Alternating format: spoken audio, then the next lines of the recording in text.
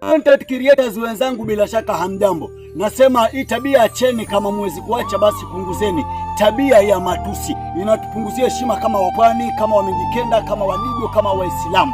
Matusi, matusi, matusi. Sivyo? Yaani msanii anaambiwa ni kioo cha jamii. Kama ni kioo cha jamii, basi onyesha uelekezi mzuri kwa jamii yetu, sio kuwa mstari wa mbele katika kuyahujumu na kuyachakachua maadili bila kufikiria wala kujali ya kwamba hiyo mitandao siku hizi inatumika na mpaka watoto. Kuna mtoto amepewa simu na mzazi wake kufanya homework. Kuna masomo amepewa shuleni afanye kupitia mtandao, anachukua simu ya mzazi wake, anafungua bundles, anakutana na video ya kwanza ni yako wewe. Matusi ni kwa namna hiyo. Pate picha gani kutokana na msanii wewe? Huyu mtoto ajifundishe nini kutokana na msanii wewe? Kuna familia wanatumia simu moja. Jenga picha, mtoto wa kiume amempatia mzazi wake wa kike simu kwa sababu ya mawasiliano, ili wapate kucommunicate na ndugu yao mwingine yupo nje ya nchi, lakini wanafungua bundles, wanakutana na video ya kwanza ni yako wewe. Matusi kwa sampuli hiyo. Unahisi kwamba hawa watu wachukue picha gani kutokana na msanii wewe? Kuna wakati mtu unatishika, unaingia ofu ukiwa nyumbani na wazazi kufungua simu yako.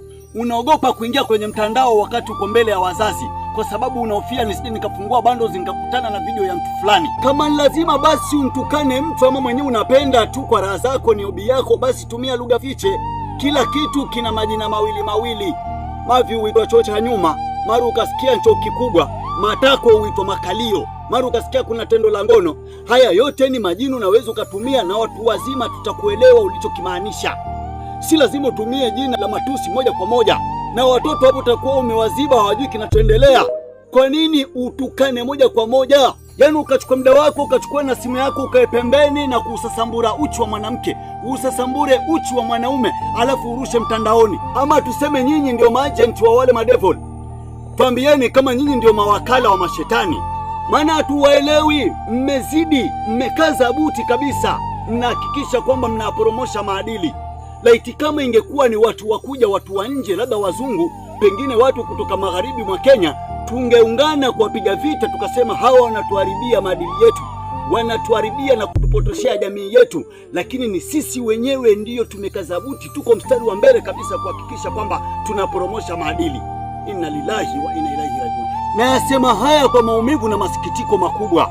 Nadhani nimeelekeza kwa aliyenielewa, lakini kama nimekukosea basi samahani.